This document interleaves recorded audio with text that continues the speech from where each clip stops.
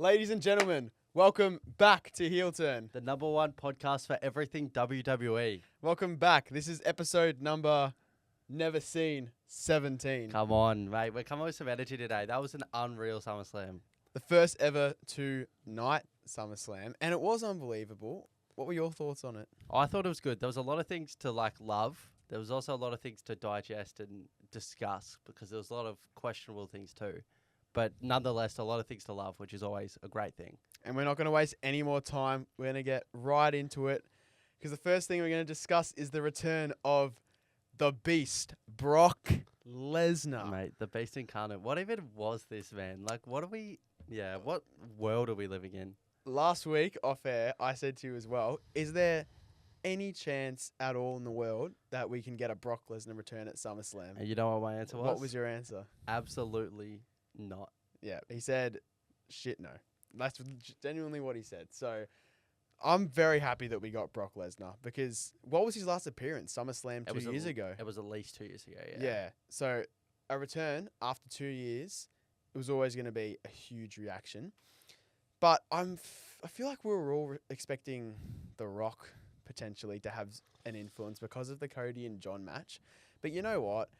If you have someone as big as Brock Lesnar returning, I'm actually okay with it because I'm so interested to see where they're going to go with Brock now. I'm the opposite. I'm not giving them the cop out. They're not going to get away with this one. The fact that they didn't bring back The Rock for this payoff with John Cena. I understand that going into the match, he was the face, now the baby face. And I love that. And I love my Super Cena. I grew up watching Super Cena. That was great. But there needs to be some sort of payoff. We can't just forget that the WrestleMania 41 road existed. But nonetheless, the return of Brock Lesnar, I'm unsure about what they're going to do here. Obviously, we're going to get John and Brock. But I'm a bit interested, and interested is good. It's a good feeling to have. Yeah. Do you have any predictions as to where this will go or when the match will be or anything like that? Well, before I get into that, the post-show when Triple H was asked about it, and not only that specific post-show, right, but at the start of at Money in the Bank last year, Triple H, I think his words were something along the lines of John has earned the right to call time in his career, but he's also earned the right to, I guess, choose who he wants to face and how he wants his retirement to look in itself. Write his own story. And so as part of writing that own story, he obviously wants to have a match with Brock Lesnar.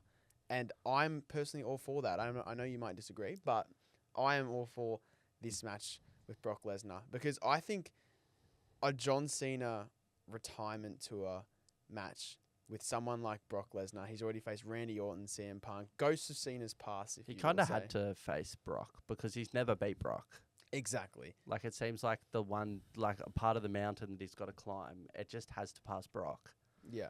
And where my skepticism comes isn't from whether Brock and John can put on a good story and then a good match to give it a payoff. I have faith in both of these guys. They're both legends of the business. They'll get it done. I'm not worried about that. Yeah. I just hope that Brock's out of the water. I hope for him. I hope for the WWE. I hope for all us fans that he's out of the water with all the controversy with Vince and whatnot. Yeah. Because if that's the case, we're going to get a really, really deserved payoff between these two wrestlers that have a long, winded history together. And so I'm interested to see where that goes. And on the SmackDown before SummerSlam, John, we all knew a face turn was potentially coming, but the fact that it happened on that specific SmackDown totally out of the blue, when Cena was like, I realize what I've done, in a way saying sorry to the fans as well, and getting old babyface Cena back. I'm like, surely this is a work. Surely you can't just turn face just like that. On a SmackDown as well. But I think we all know now why they've done it. And so we can have babyface Cena against heel Brock. And I don't know if I agree with that decision to have it on SmackDown then and there. But I guess with Cena losing the title, it was good to see a babyface Cena with the championship, wearing the title the right way, running to the ring, like The salute. 4 months left of the Cena retirement tour, man. So I'm glad that we have got babyface Cena back, because there were obviously a lot of suspicions that he's gonna retire as a heel, but I'm very glad that he's gone back to a face. It's one of those things where we don't hate the destination, we hate the journey that took us there, kind of thing. Yeah. Like, I'm all for the fact that we probably had to cut the loss. Yeah. Like, it seemed like The Rock, possibly Travis Scott, I hope not, and obviously we're probably not going to get it now, but I'm glad that, one, that Travis Scott wasn't a part of it. No yeet Travis Scott. We don't need Travis Scott. But it just seemed like The Rock and Travis Scott and John Cena's, their schedules weren't aligning. Yeah. And they just had to cut the loss. We didn't have time to waste in this tour, this retirement tour. So it's just like, we've got to go now. We've got to change the pace. And if it's John becoming a babyface on a SmackDown, so be it. Yeah. But Brock versus Cena, Clash in Paris, it's looking likely. We're fingers crossing that it will somehow find its way past Clash in Paris, and the build-up will be towards Crown Jewel in Australia. If I get to see Brock Lesnar and John Cena go one-on-one at Crown Jewel, we're just going to I might fingers die, crossed. dude. I might fall right then and there. Like, it'd be unbelievable, because that'll be seen as like second If last John match. Cena wins and beats Brock Lesnar, I might have a million beers. Like, this is a celebration of a lifetime for me. I'm just glad we've got Brock Lesnar back, dude. Getting back in WWE. It's a good It's thing. great. Like, a mainstay talent like this. Like, Yeah. the amount of eyes, I think I saw on Raw that it's like the most viewed video, at least Yeah. of the year. He got like how many views? 72 million Yeah, or something? 70-something million. Or maybe that was likes. That was in the first 12 hours too. Yeah, of it wild. happening. Absolutely wild. The Beast Incarnate, Yeah, he's back. I think we move on to the match, though. The match was let's beautiful. roll with it. Yeah, Cody Rhodes versus John Cena. Cody regaining Yeah, regains. the undisputed WWE Championship.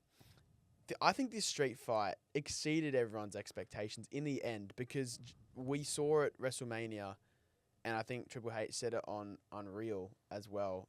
The match at WrestleMania between these two was never going to be that 5-star quality match. It was like that WrestleMania match was almost the middle of the story of Cody and John, and I think this was a perfect way to end that, if you want to call it like that.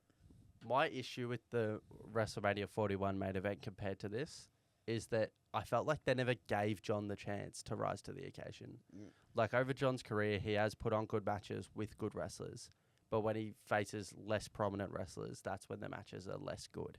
Yeah. Like the Austin Theory match, shout out Austin Theory, we love Austin Theory, but he's nowhere near on the level of Cody Rhodes. Yeah. Or the Solo Sikoa match at WrestleManias in the years gone past. They were never going to be 5-star matches. But over the years, John has put on good matches with AJ, with CM Punk, with Cody Rhodes now. These are the best in-ring workers, bring the best out of John. And I'm glad we finally gave John the chance on this tour to have a 30-plus minute match with Cody without interruption, and we saw the best work. Yeah, where do you think this ranks in John Cena's career? Because obviously it's very good, but in my opinion, I really liked SummerSlam Seth Rollins, John Cena. See, SummerSlam Seth Rollins, John Cena. I call it the bag match. That's where Seth Rollins goes into his bag, and that's where we see prime pre-injury Seth Rollins. Yeah. So that's near and dear to my heart. But I'd put John Cena and CM Punk probably won, 2011 Money in the Bank. I'd have JBL and John Cena, No Way Out. Yeah. I'd have AJ Styles and John Cena, probably both the SummerSlam Yeah, and I agree with whatever the other pay-per-view was. Yeah. Mental blank. But I'd probably have this at 5. Yeah. Purely off it. It's our wrestling generation's Like I Love You, I'm Sorry, Yeah. Shawn Michaels and Ric Flair moment. Like Yeah. the super with the Sweet Chin music. But I'm very glad that this sort of match, I'm very glad how John performed in this sort of match, because it's been like ever since he won the title at WrestleMania, obviously. That was his first singles win in God knows how long. Years, Like yeah. years. And obviously I'm glad that we got to see this version of Super Cena, like kicking out after 3 crossroads. Like, not many guys can actually do that. And the fact that it was a street fight, you know, it was always going to test John Cena, and it was going to test how far he can go. Can he push the limit? Can he push Cody Rhodes right to the end, which he did. So we're all happy in that sense. But this match had it all. Like, we had Cena taking Halliburton's crutches yeah. to start, which was really good. We had a pile driver From Cody. I think we all thought there, okay. It's heelish, Heel, isn't it? heel. Isn't it? It's a bit heelish, but Cena AA onto the stage. some of the kick-outs, that was an aura moment. Like, when Yeah. he came up out of Cody's entrance, like, that is aura. Yeah, I'm glad they took it out to the, because usually in street fights they take it out into the WWE universe, usually around the start. But that match went on for a really long time. But I'm happy that it did. And then It was after well a while, deserved. they went out into the crowd, obviously, which was great. But Cody showed, like we said, Cody showed signs of turning heel throughout the match, and I genuinely thought it was going to happen. Especially Cody still attacked John with the championship belt, and yet still didn't turn heel. It seemed more of like a I'll do anything to win thing rather than a heel thing to me. But they're just dangling it in front of our nose. Like, one Yeah. day we'll get it. Yeah, Like, we will. Yeah. let's just say this. If I was thinking of Cody Rhodes' situation now, but as John Cena in like 2015 or 2013 or 2014, Cody is so much closer to turning heel than John Cena ever was. Yeah. And we got John Cena a heel turn in 2025. Who knows? Like, let's just That's never say never. unheard of. Never ever. say never. They're dangling it in front of our nose. One day it'll come. Yeah, Fingers crossed. I think Cody Rhodes. I think this championship reign will go into WrestleMania I think so as too. well. Obviously, his opponents up in the air. Could be Sami Zayn. Could be CM Punk. CM Punk's the one, I think. Could be Roman Reigns. Who knows? Could be Karrion Kross. Could be Tommy Invincible. Could it be Tommy never Invincible? know. Because it could actually be Tommy Invincible. You never know. Tommy Invincible retires John Cena and then goes to WrestleMania and may as well retire Cody Rhodes. Can you imagine if he beats him? I'm invincible. It'd be great. Mate, unreal. Yeah. But I'll tell you what else was unreal. Seth Rollins cashing in the Money in the Bank briefcase. The ruse of the century. What? Heist of the century 2.0. This guy baited his kid. I couldn't believe this. So he told No, he told his kid, he was like, oh, like I have a fake boo boo. First thing his kid does is go tell his preschool teacher. Shout out to the preschool teacher for keeping that on the wraps. Rue is his daughter's name. Shout out Rue. Yeah. Yeah. W but Roo. They play. Can we spam W's in the chat for Roo? W.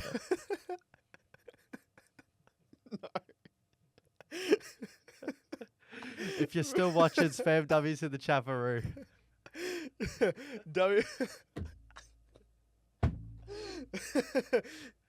WWE. They played us perfectly here. Just well the done. Vision always has a plan B, as Rollins said. What, And it wasn't a fourth member. I thought we'd get a fourth member in Roman and Jay.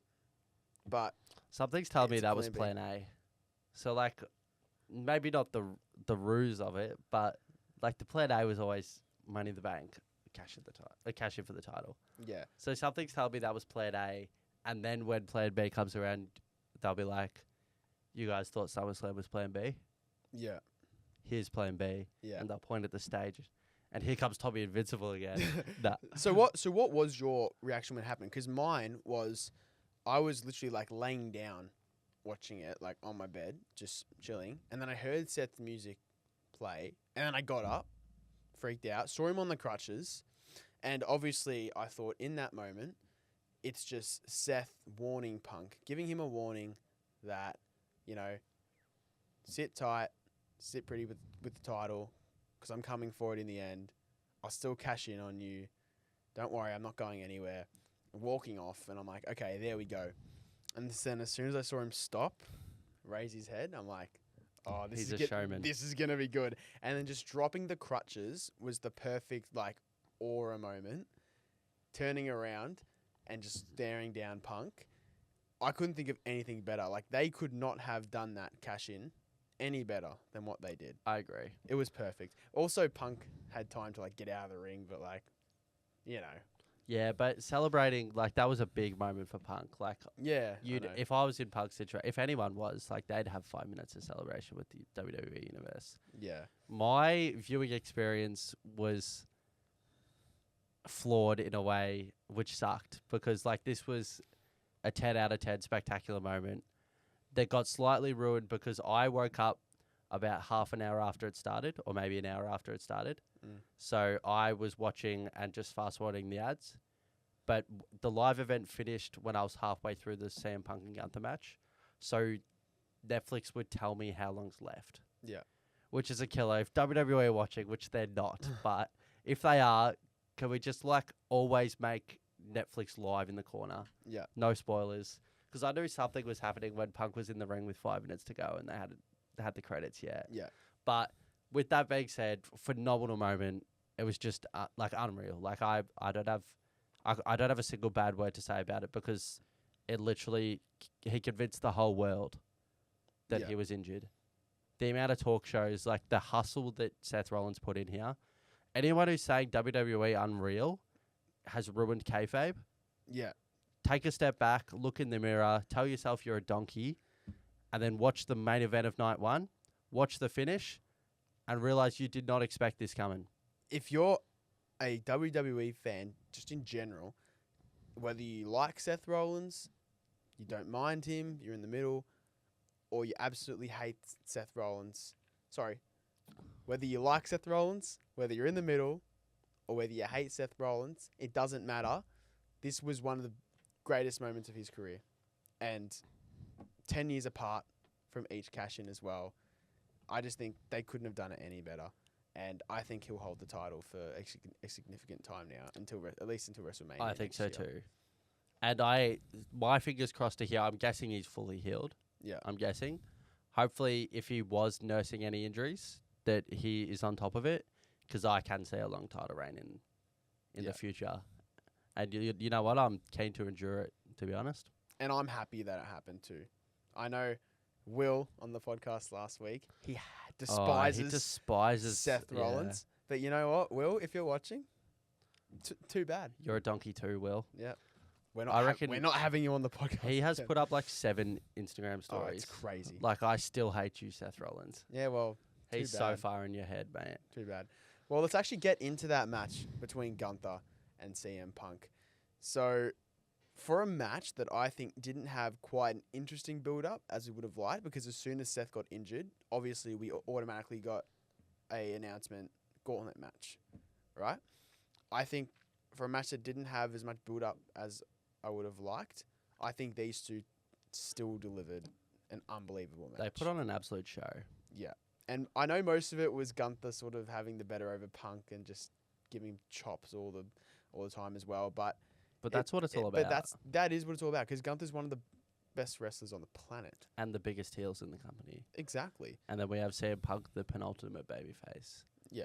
Going to endure the pain until he can finally pull one over, get his hand on the 8 ball, and all of a sudden, Punk's your world champion. Yeah. And this isn't the end for Punk either. He will probably, I think, eventually get some sort of revenge on Seth Rollins, potentially. I think this isn't the last world championship for CM Punk. I don't think it's the last world championship. I can see CM Punk holding the Universal title, the Undisputed title. Yeah. But with that being said, I'm interested in how they have CM Punk get his revenge on Seth Rollins. Yeah. Because I see Seth holding the title into 2026 and probably to WrestleMania. So at that point, CM Punk can't have Seth Rollins lose the title, help whoever Seth Rollins is versing. But I'm interested to see, because he deserves some sort of revenge, some sort of avenge moment. There are specific rivalries in wrestling that happen, and they're all well and good, but eventually get to a point where you just need to cut it off and put it to an end. When it comes to Seth Rollins and CM Punk, it doesn't matter. You could have it go on for as long as you want. I wouldn't be surprised if they cut it off, in the sense that I'm assuming we'll have a draft soon to shake up the rosters. I wouldn't be surprised if they are split up. So I'm guessing Seth will stay on Raw with the World Heavyweight title. Yeah. And if that's the case, Punk might go to SmackDown. Or if they decide to put Cody Rhodes' title on Raw, and then Seth goes to SmackDown, then CM Punk can stay on Raw. You know what would be good, in a way? Because obviously Punk is a former 2-time Mr. Money in the Bank. They could have Punk win the briefcase and almost get his revenge on Seth that way, cashing in a briefcase. But I think even if you do move Punk over to SmackDown, it still doesn't matter because this rivalry, I think, for the betterment of everyone watching in terms of the fans and professional wrestling in general, I'd love to still see this rivalry continue in the sense that Punk, he's got unfinished business now.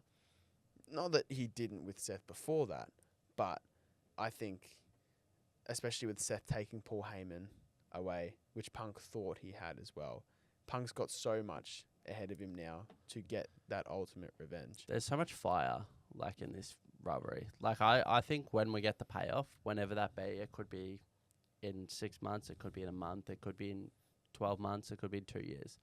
But I think when that match comes and we see all the promos from all of the times they've encountered each other before, and we build up that match, I think we could genuinely get like a CM Punk Drew McIntyre Hell in the Cell on steroids. Like we should see Seth Rollins' like hair just look red. Yeah. It'll be epic. I'm very intrigued. Yeah. Solo Sikoa versus Jacob Fatu, which was in a steel cage. We said sucked. We said we said CM Punk and Seth Rollins when it comes to rivalries, we're happy with this one going on. Can we just have this one end? Just end it. No yeet. Get Jacob over. Mind you, get no yeet out of this either. Jimmy Uso needs to be away from. I know. Get Solo him as over to well. Raw. And I said it last week too. I said this is a sort of match where I can see Solo just walking or crawling out of the ring, taking the easy way out, which he did. But I didn't know, for some reason, that in a steel cage match you could have people come out and climb over the top and enter the cage like the MFTs did. You can, but I didn't know you could do that. Well, it's not like I was expecting it. That's why steel cage matches are a flawed paradigm. Like, not many people like steel cage matches because a Hell in a Cell match exists. Yeah. So why would anyone... Like, the managers are quick to make, you guys hate each other, we're going to lock you in a steel cage. But they're trying to protect the fact that steel cage matches can create some of the greatest matches of all time. Like we saw with Punk and McIntyre and also a Triple H and Undertaker as well. But that's the Hell in the Cell, you know what I mean? Like, the steel cage with no roof it's a flawed paradigm. It works for War Games. It works for War Games. Which is fine. But War Games is a whole different story. I just think the WWE should be very careful about steel cage matches.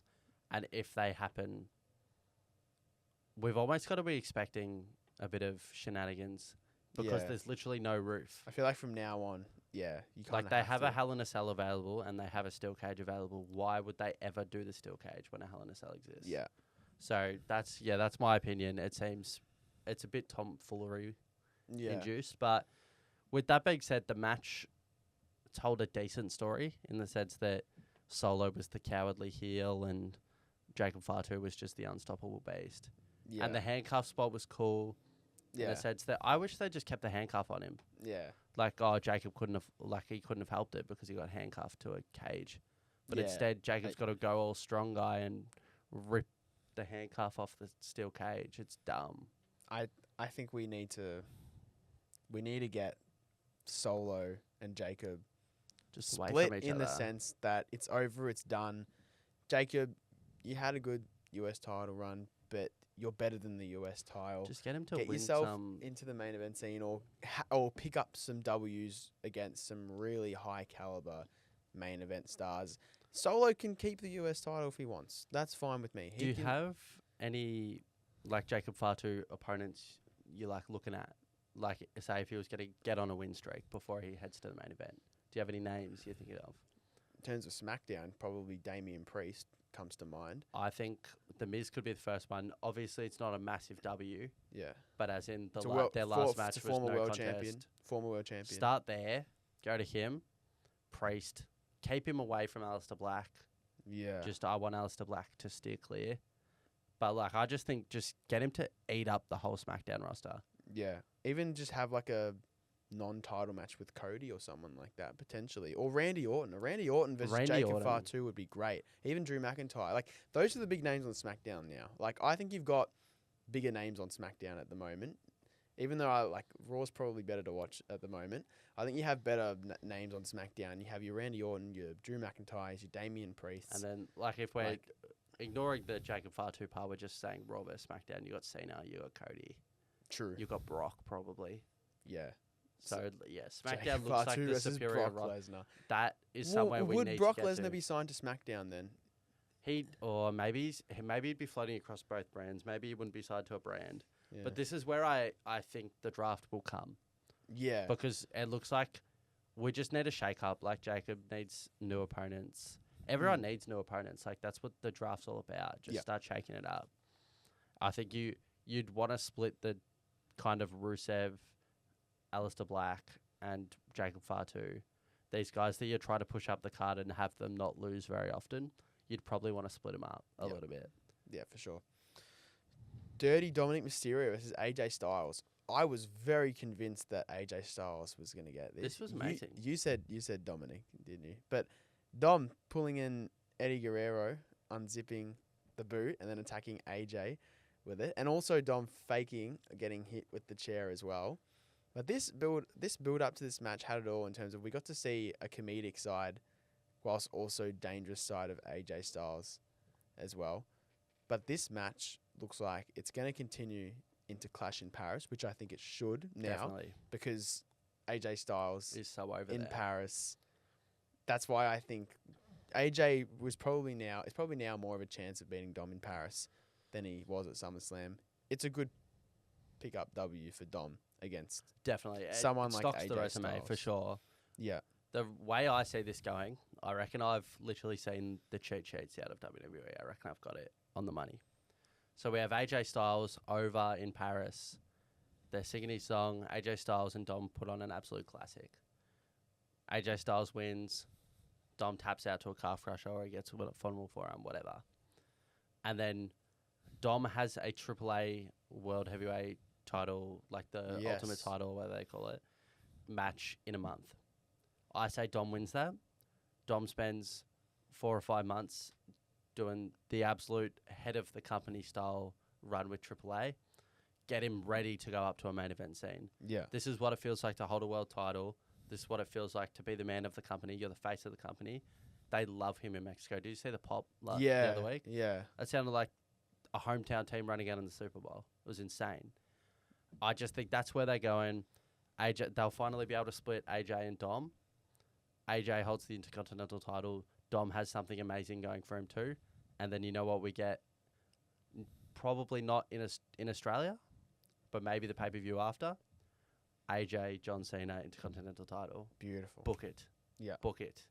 So John Cena can become a Grand Slam champion or get that opportunity at least. Well, the opportunity of it is the intriguing part, whether he gets it or not. Like, to have a match with one of his greatest rivals for a title he's never won. It's beautiful. I've just written it in the stars. Yeah, exactly. No, but this match, AJ played the mind games right from the start, you know, coming out with in the Chevy. in the show. Yeah, exactly. So, but no, AJ Styles, hopefully he gets another crack at this, which I think he should. And I'm glad Dom's deadbeat dad didn't have any bearing. Yeah, I am glad about that. His real dad is so cool, bro. Yeah, because what this was Dom's 20-year anniversary. Like, yeah, he's a 20-year he's a 20-year vet. He is. Like, I don't know what AJ was like.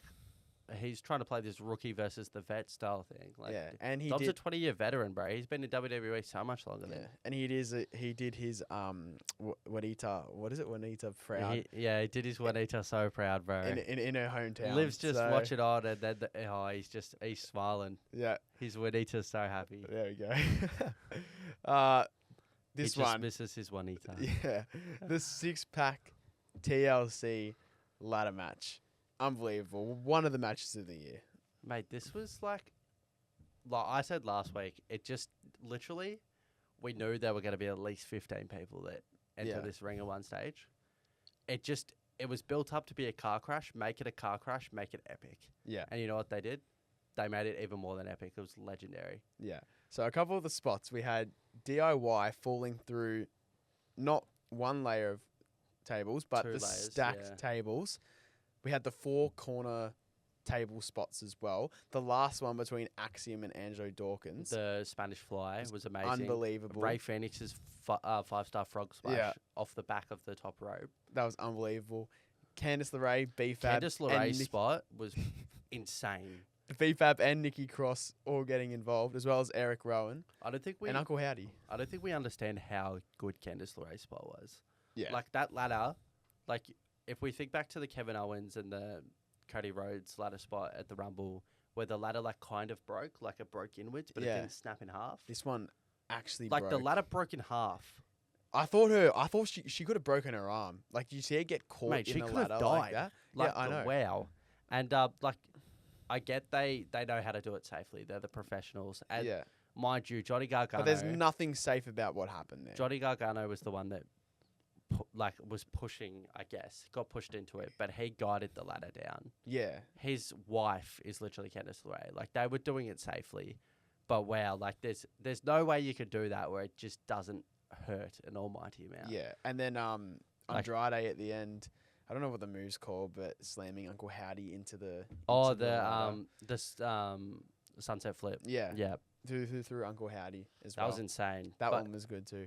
Like, we had so many great moments, and like you Tommaso said, Ciampa spot where he like pulled himself up. Oh yeah, I and forgot about that. At the very start of the match, when Andrade, like Ray Phoenix bounced off the rope, and then Andrade flicked him up onto his shoulders. Yeah. And they like were this close to getting the title. Yeah. Like, these are things I haven't seen in ladder matches before. And the actual team of Andrade and Ray Phoenix. Oh, they were phenomenal too. Like, in terms of like athleticism, like, you can't get much better than those two put together. Did you have an MVP of the match? Like, who do you think? Like a team, not an individual, but I'd probably give it to DIY myself, but probably DIY. Everyone was amazing. I was very confident that. Look, the White Six didn't have a lot of big moments, but they didn't need to. They won. They won. They didn't need to. DIY, I was very confident that they wouldn't get the win here, but they put on a show for the fans, which is really all that matters. And the Guns didn't have a lot, but when they were around though, flawless, crisp, like always. Yeah, the Street Profits. What do we hit? Montez did his trademark. And then in the corner Angelo as well. Dawkins, obviously with the Spanish Fly, but he was also flying the whole time as well. Nathan Fraser and Axiom were actually involved a fair bit. I felt like everyone was involved enough to the extent to which it was almost like an even spread of the pie for every team almost. Yeah, but hopefully some of these teams go and help out Raw. They get moved over. Yeah, I hate to bring up the draft again, but I think it's another reason why the draft looms ominous, because the White Six, I think, stay on SmackDown for sure. Yeah. But I think 2 out of the rest of the 5 teams, I can see them going over to Raw. I think because DIY and the Guns have had their sort of issues in the past, I think they'll keep one on SmackDown and move the other to Raw. And then I think they'll keep Andrade and Ray Phoenix on SmackDown. And Axiom just moved on to SmackDown from NXT. It could be the Straight Profits. So it could be the Straight Profits. They lost the titles pretty quickly. Yeah. After, so it almost feels like maybe the creative were like, well, if we put the titles on the White Six, which was the end goal, then we can put the Raw titles on the Straight Profits and elevate those titles in a couple of months when we have the draft. Exactly. But the other thing that looms ominous at the moment for Raw is that at some point the tag titles will probably go to Bronson Reed and Bron Breakker. I hope not. Probably will, because Seth's message right now is having absolute power. So probably, and I wouldn't even be surprised if he got Becky Lynch somehow. So I'd love if Becky Lynch became a member of that faction. We'll get there, I'm sure. But yeah. Her hot husband. Her hot husband. Husband. Yeah. Someone else has had a hot husband, I should say. We'll get to that soon, because the first of the women's matches we're getting to was Naomi against Rhea Ripley and Iyo Sky. Not as great as Evolution, but a good match overall. Yeah. Each had their moments as well. What was your favourite moment from this match? The finish was good to me. A lot of people hated the finish. I loved Like, that's all it needed. Like, Naomi didn't have to go ridiculously over on these two amazing in-ring competitors. Yeah. Like, she didn't have to hit them both with their finisher and stack them and pin them like Roman Reigns. Like, it was never going to be that. Yeah. But, yeah, of course, the internet wrestling community, quick to hate always. But I thought the finish was good. Yeah. Like, Iyo Sky, the top rope spot. Riptide, bang. Naomi stealing the win in ultimate heel fashion. Exactly. Like, it was perfect. So, but Naomi versus Iyo on Raw next week for the title. So you'd imagine Rhea will have an influence. Maybe even Stephanie might as well. Like, probably Stephanie will be ringside. Yeah, if I'm being honest. Stephanie will probably sit ringside because Bianca did the same thing as well. The only thing that tells me they won't sit at ringside is she doesn't speak great English. But she won't. She doesn't need to be. She doesn't need to be on commentary. She doesn't need to be on commentary. I'm pretty sure she Bianca might just be walking around. Nah, Bianca was on commentary, I think. Was she? Oh, okay. Maybe. Yeah, but I wouldn't even be surprised if, like, Rhea caused a disqualification or something. I'd hate Can if you they imagine told that story. Can you imagine a fatal 4-way at Clash in Paris? I just don't think I would be against that. It felt like I would be against that because it's not doing Stephanie Vaquer any it just favors. felt like the evolution, the battle royal. If we'd have to check what the terminology was that they said, was it a title match or was it a singles match? It was a guaranteed opportunity at a title. So it could be a fatal 4-way. It could, but I think it should just be a singles match. I think you'd be doing a huge disservice to Stephanie Vaquer, who's probably one of the hottest, and I'm saying not hot, like I'm saying she's one of the hottest. You doghousing yourself right now. Yeah, I know. She's she's one of those female She's wrestlers got a lot that's of on momentum. A roll. She's on a roll. She's got a lot of momentum going into Clash in Paris. Yeah. She's put in a good body of work, and now she's ready to go. You know how unreal when they said with Jey Uso, some wrestlers just get hot at the right time. And you just have to, gut feeling. I'm saying Stephanie Vaquer is getting hot at the right time. Not that she is like hot as in, That's what I'm saying. She's getting hot at the right time, okay? Especially with the Devil's Kiss move, which everyone loves, okay? Why do they love it? They do. So, Tiffany Stratton versus Jade Cargill. For a match that was short, it actually did have it all, because I think it went on for like 7.5 minutes or something like that. So, this match was weird. It was weird, but I'm not against it. I still think that's it was not where fine. I'm at. It was just weird. Yeah.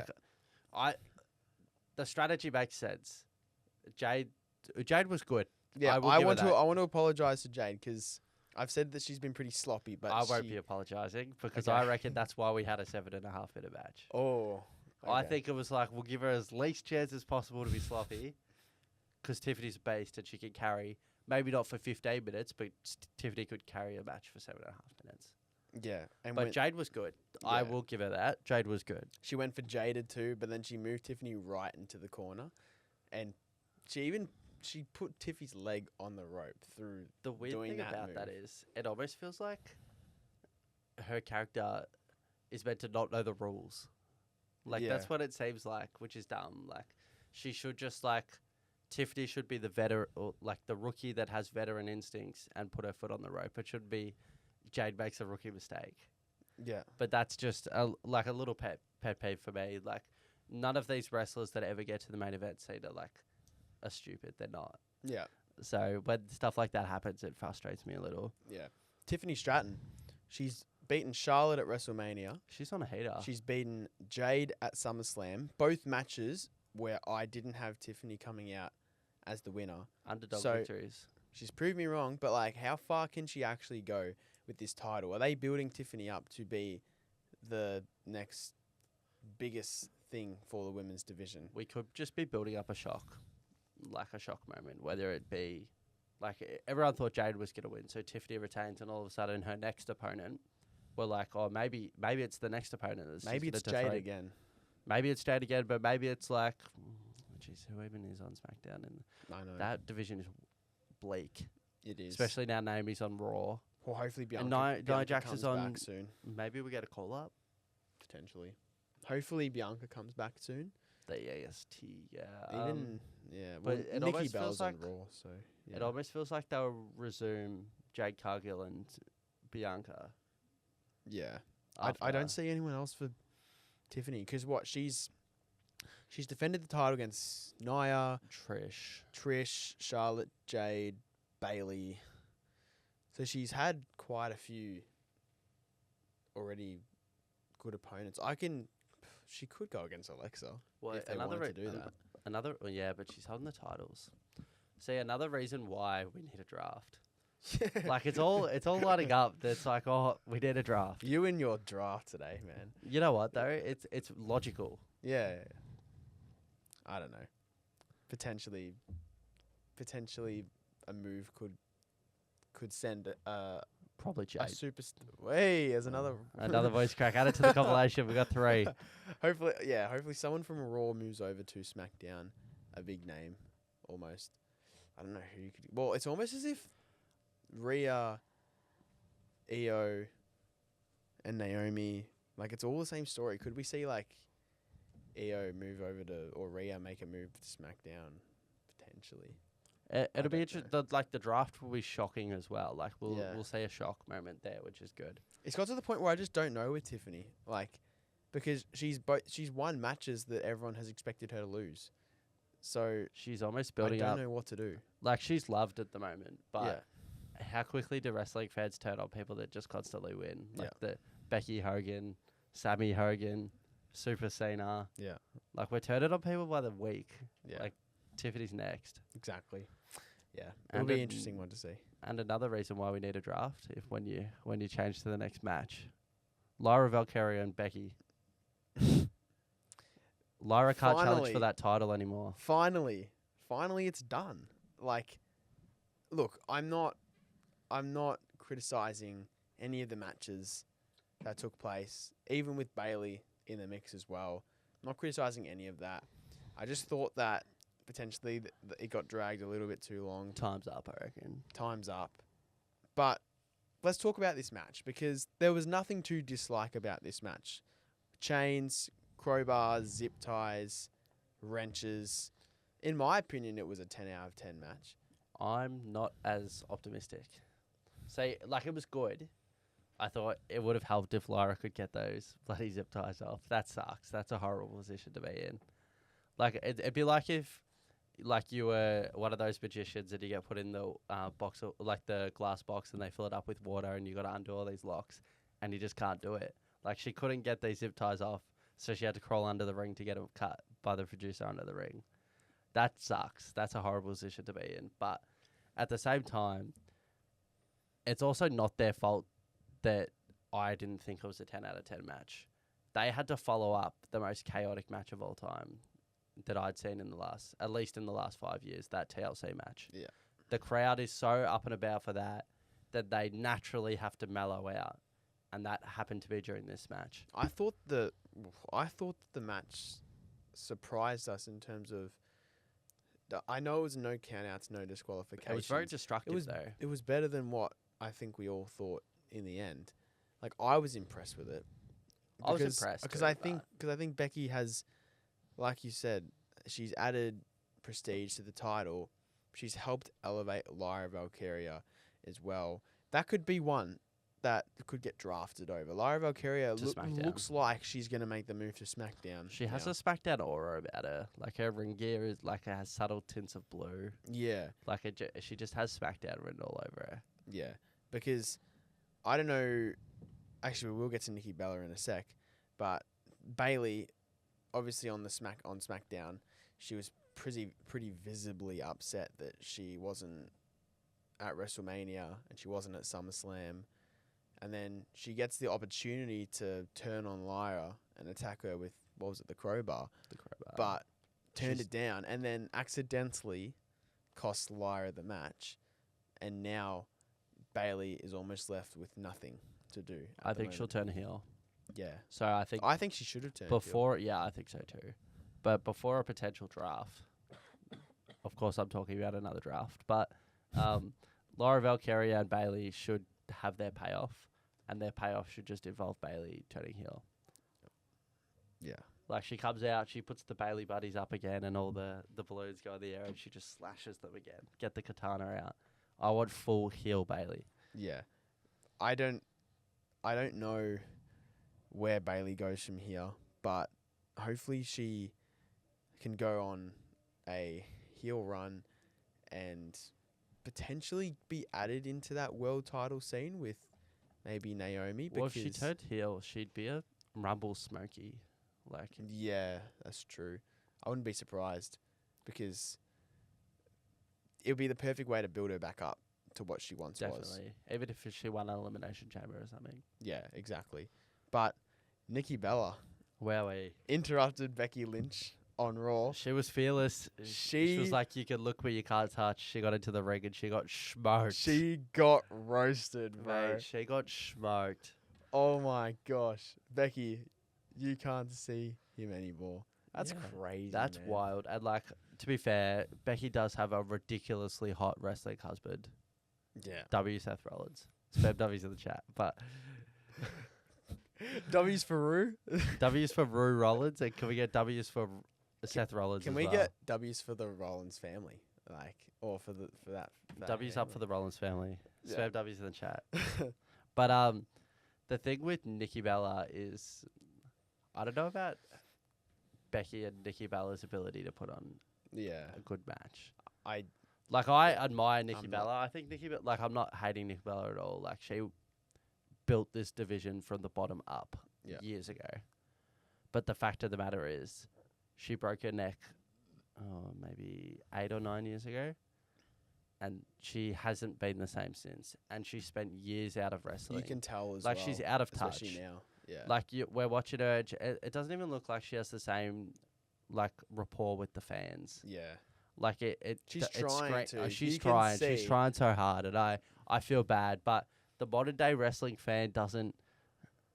We It love. just doesn't appeal to They that. love a good heel, and so that's why everyone's getting behind Becky now. Like, yeah, I'm not. Becky's phenomenal. Not the biggest fan of this potential Nikki Bella, Becky Lynch match, but at least Nikki 'cause deserves the chance. it's almost but as if Lyra could have just won the Intercontinental Championship. I'm interested to say, because I don't think Nikki's the finish line. Like, I don't think Definitely Nikki's going to not. win the Intercontinental title. So I think we have to get something next. I'm interested to see what it is for Becky. Yeah. Maybe a draft shakes it up. Like Yeah. I said, maybe Liv Morgan return. Yeah, I think potentially Liv could challenge Becky for that title, I can just. and then eventually down the line we'll get Liv and Roxanne. But I hate the idea that Liv's not in the main event. Yeah. Like, I reckon she's definitely a top 5 women's worker. Yeah. At WWE. Look, you've got Rhea, you've got Bianca, and you've probably got Iyo. They're like the 3. Yeah. You just have to say they're there. Tiff. But then after that, like, I think Liv surpassed all of the 4 horsewomen. Yeah, for sure. The Judgment Day versus Charlotte Flair and Alexa Bliss. Not really much to discuss here because I think it was the most predictable match. It was predictable. I just think 2 + 2 = 4, and that's a good thing. Like, we should try to make 2 + 2 = 7. Yeah. Like, if we did, like, there was no reason to have a shock Judgment Day win. Yeah. I reckon they would have got booed out of the building too if that happened. Yeah. But this frenemies thing is great. Yeah. And like we've said on multiple occasions on the last couple of podcasts, like, the payoff is going to be big. They're going to have a nice rivalry, and we're excited. But that's pretty much where we're at. Yeah. I don't think there's much more to say. Yeah, except Roxanne could probably focus now on that kind of sly Dominic Mysterio story. That's what we're looking for now. Can she just like keep delivering him some chicken nuggies? Like, We need the clubhouse to be absolutely rocking on Raw. I just can't wait for Liv's return. It's As gonna I'm be sure we it'll be a all big are. pop, I reckon. Actually, Yeah. She'll be back soon. Hopefully. How long has it been? 1.5 months? Almost. I miss my Juanita. Yeah. Dom's Juanita. It's not your. I know. Yeah. I'm saying I was pretending to be Dom. Oh, really? Okay. Yeah, Yeah. and then Sami Zayn and Karrion Kross. Oh no, wrong order. No, oh no. On the ball, Jasper. That's why he's the host. You know yeah, what I mean? I know. That's why I'm the host. That's why I'm the I'm clocking out of hosting. one Acknowledge I'm the one. We the ones, you the twos. I'm the twos. Yeah. I'm just a big plop. Roman Reigns and Jey Uso against Bron Breakker and Bronson Reed. I thought this was a great way to start off SummerSlam. Roman went flying over the top rope. That was cool. Spearing Bron Breakker through the barricade. The 1D between Roman and Jey Nobody's ever was kicked out great. of the 1D. So I thought it was a great way to open SummerSlam. I don't know where Jey Uso goes from here. And My issue is I don't know where Jey Uso is. Like, literally on Raw, Roman, who he tagged with on the weekend, was literally getting beaten up by his rival that he had been feuding with for months. got Tsunami 3 times. We watched CM Punk, who he had also teamed with. His literal best friend in the bloodline, Sami Zayn, had feuded with these guys for months too. He has all the motivation to come out, and we don't get... I'm actually glad we didn't get to Yeet. I'm glad. But it's just dumb. Where is he? We need a missing persons report, bro. You know what Jey was doing? He was in the back doing... He was practicing his Okay. Yeet, bro. He was Yeah, I practicing. He was like in the mirror. He had it set up, and he was like, nah, that's bad angle. You ready? Yeah. Yeah, Roman attacked at the end of Raw, but I think it could They're be a writing way him to off, write him off yeah. because he is going to go film, isn't he? Like a movie, I'm But pretty Cody's sure. filming, so that's what I understand. If Cody can must be doing double duty of Yeah, some kind. but I so know Cody's showing Roman's- up on Friday. I'm pretty sure Roman's coming to film in Australia. I read something about it. I think the movie he's gonna go film will be in Australia. He's filming So- Street Fighter. Yeah, it could be in Australia. I read something Maybe that it's in Australia. I should find out. So obviously they said that there's reports that Roman won't be on TV up until around Survivor Series. What I think potentially could happen is, you know how last year when Liv and Is filmed in Australia, Queensland. exactly. So you know how last year Liv and Raquel beat up Rhea in the parking lot, and for War Games we had Liv, Raquel, Nia, Candice, and Tiffany against Bianca and Naomi, and then Bailey and who's the other That one? was And so Iyo. thrown together. And Iyo, it was. But then all of a sudden, we got Rhea Ripley coming out, and she was the 5th member for her team, and that's where we got it. I think they're riding off Roman until around War Games.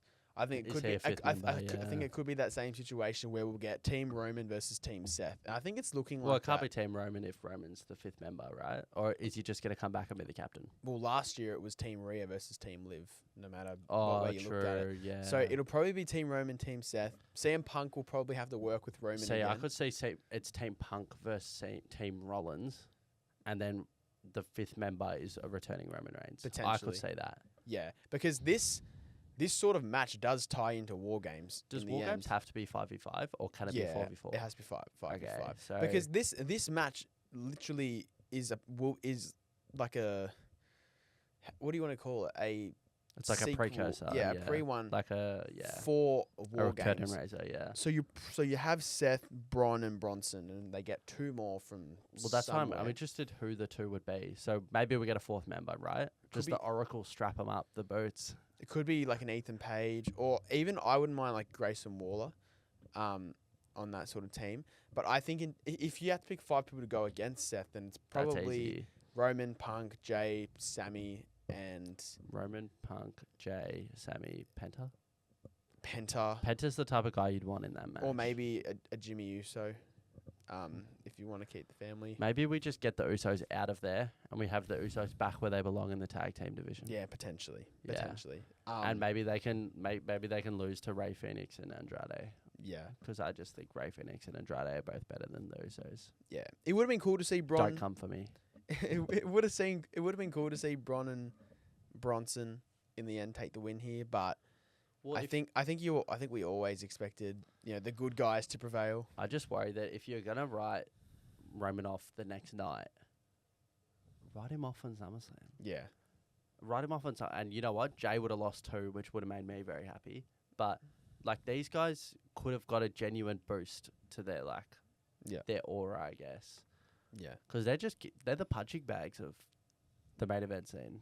exactly. Like, if you want to get to Seth, you get to punch up on Bron Breakker and Bronson Reed for a couple of weeks, and then you get a match against Seth where he Yeah. punches up on you. Exactly. But that's the recipe.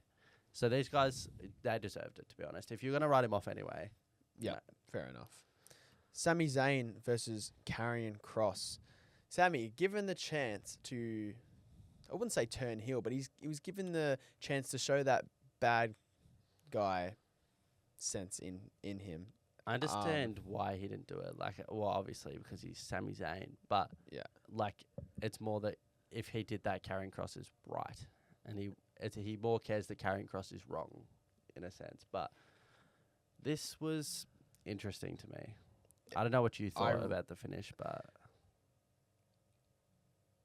I was happy with it in the sense that, you know, good for Sami. He's proving Kross wrong, you know, because in this whole build-up, Sami, and even with Seth's factions, Sami's been getting pummeled. He hasn't had the opportunity to voice his opinion. He hasn't had the opportunity to pick up a W in a while, especially since Night of Champions. I'm happy that Sami's gotten this chance and he's made it worth it. But I wasn't happy in the sense that, well, what's next for Sami Zayn? Like, you win this and it's done, but are we going to get you going back to feuding with Seth's faction? Are you going to get written off TV? Like, what are you going to do? Like, it's almost as if no matter what happened with Sami Zayn here, win or lose, you just don't know what's set up for him next. That's why I would have loved to see him potentially lose and get written off TV and just wait for something to open unfold. up, Yeah, another opportunity. Even if he waits a month and then someone creatively is also free, and then we can get Sami and them. Or someone calls him out. Or someone like calls that. him out, exactly. Like we're no rocket scientists, but like we're just... There's one guy here that was literally getting chanted, "We want Kross." And Triple H goes, "You wanted Brock, you got him." Yeah, I know. No Like, Brock. What the hell? But anyway, I just think they've played us with the R-Truth release, like obviously earlier this year. Yeah, But Karrion Kross is out of contract in a week. exactly. Scarlett's out of contract in a week. What do They do could with be them? rusing us. Dra- Maybe Do you reckon maybe they're they've re-signed, but as of this stage, they haven't officially re-signed. Or if they have officially re-signed, it's not publicly official. And we do know if Kross was to get released, the WWE community. I think we'd hear about it on a podcast before it got released. We'd hear, but the WWE universe would obviously voice it. But who knows what Triple H would do though? Like whether he'd keep Kross or not, because I don't know what else Kross could do now. Because his whole time that he's been getting this whole push, he was sort of doing what he did to Sami, but with AJ Styles, sort of, in the lead up to WrestleMania. And now he's doing to Sami. It's the same sort of story with Kross in that sense. So it's not as if anything's opening up at the moment for him.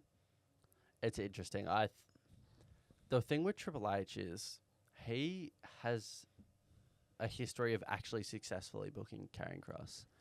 He was booking NXT when Karrion Kross was like a mainstay in that division.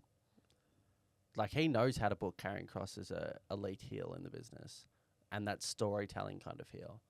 So I'm really not sure what's going wrong, or if he's lost faith. I don't know what happened. Obviously, the years before haven't been amazing for Karrion Kross on the main roster, but the guy's got talent, and the crowd loves him now. Yeah. Sami versus Rusev next week on Raw as well. This could be an opportunity. This could be the write-off. This could be the write-off because Rusev is obviously going to overpower Sami to the point where Sami could just get injured again in the ribs or I think something. he'll just get like the accolade, and I think he'll get choked out. And I don't know if they'll run him off television. Maybe he'll show up. Maybe if that's the first match of the night, maybe Sami Zayn will find himself in the main event with a bandage over his rib cage, even though he got choked out earlier. Yeah. Like, not the same thing at all. But We're not saying that we dislike Sami Zayn at all. It's just there's no obvious. It's like, hard to pave next the path point for for him. him. Yeah. Yeah. Especially with someone of his character who's just a very, very good guy. And sometimes absence is the best way to like regain relevance. Yeah, I agree. Logan Paul and Drew McIntyre versus Randy Orton and Jelly Roll. First of all, thank God that they changed last minute to have Logan and Drew as the winners, because apparently I read somewhere that they were planning to have Randy and Jelly Roll. I wouldn't have been surprised if they went over. It's the classic celebrity thing. Yeah. But this is the type of thing that moves the storyline a bit more. Yeah. Like, I'm interested in Logan and Drew. Like, that kind of camaraderie. And, like, even they came out after SummerSlam. Oh, no, they didn't. Maybe it was before SummerSlam. Anyway, they had their promo together, and their chemistry was good. Like, Logan made Drew break character twice. Yeah. Which was hilarious. But, like, they have a nice thing going on there. And Logan said, like, at least I have someone looking out for me now. Yeah. I thought Jelly Roll's performance wasn't as great as I would have liked. I thought he took the table spot from better Logan than anything I expected. like a champ. Honest. Yeah, he took the table spot like a champ. That was an amazing spot. I'll give him that. Well, obviously, like Logan Paul, obviously something will happen there. But I don't really want to see Jelly Roll back. Like, I don't think we will get him back. Like, I get what they're trying to do, but it's not. He's not like a Bad Bunny, or he's not Logan Paul, obviously, like that. Like, celebrities, like, I think, like, all at the end of the day, the main thing I'm just gonna say is good for Jelly Roll. Yeah, it was just solid, and he probably lived out his childhood dream. Yeah. And you know what? If you're in a position where you can wager with the WWE to the point where you're so popular that the WWE would gain revenue from you wanting to live out your dream, Yeah. fair play, congrats. Yeah. And you know what? That table spot, we'll be watching that for a few years. Yeah. And we'll say Jelly Roll took that like a champ. Like, if you look up best in like table smashing spots of all time, Yeah. in 20 years, this will end up in there. And you know what? He can show his kids that. Yeah. And that's a good thing. Yeah. But what happens now with someone like Randy Orton? Do you see him turning heel? Do you see him, because he is signed to SmackDown, do you see him going after Cody, having a feud with Cody? I think if the plan for Cody at WrestleMania isn't Randy Orton, then I think we could just get Randy and Cody now. Yeah. Like, let's do it. Let's run it now. You know how he had a feud with Kevin Owens almost at around this time last year? So it was bad blood. They turned, and then they obviously had their, run with matches. And then the pile drive spot. We could see something between Cody and Randy. Cody pulled out a pile driver against Cena. So it's back. I think the pile drive is back for sure. Yeah. From what I saw, potentially he wouldn't be afraid to use it on Randy as well. So I don't know what they're going to do now, because this storyline sort of happened out of the blue. And this one for all four wrestlers, because if we want to put Jelly Roll in that conversation, I think it has to end. Like, they're going to go their separate ways. The only ones I could see still going at it is maybe Randy and Drew. Yeah. But I think Logan Paul and Jelly Roll kind of just disband from this a bit. Yeah, I agree. Well, we're going to wrap it up on Heel Turn today, the number one podcast, everything WWE. Tune in next week to episode number 18, where we'll be 2 episodes away from episode 20. Fraser will be back, not next week, but the one after. So episode 19, put it in your calendar. Yeah. Fraser back. And then episode 20, party time. That's the big one. See you at the pub. Yeah, but thank you so much for watching. We will see you all next week. Ho!